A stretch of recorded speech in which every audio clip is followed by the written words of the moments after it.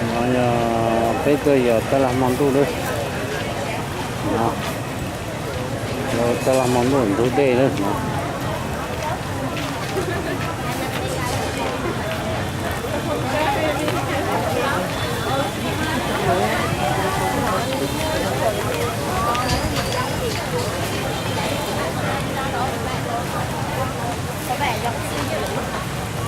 Nó đấy. Nhưng tôi chơi cho ta làm là không cười gì đâu. Lên mò thế cùng sẽ là sẽ cái thế nhà cùng cho cùng cũng là tôi mà không được. Đó là cái chống một lời thế.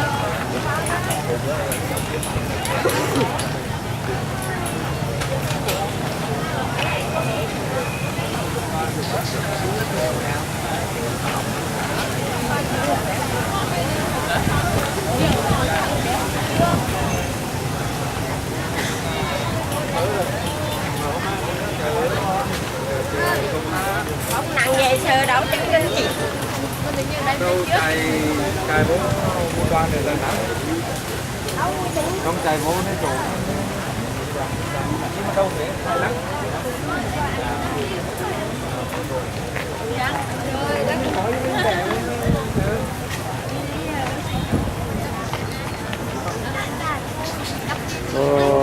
Thì tôi là cô trong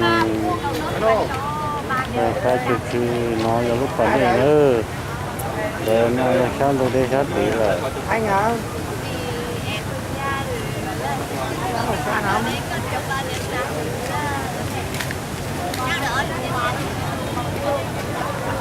Đây rồi. cuộc sống tu nữa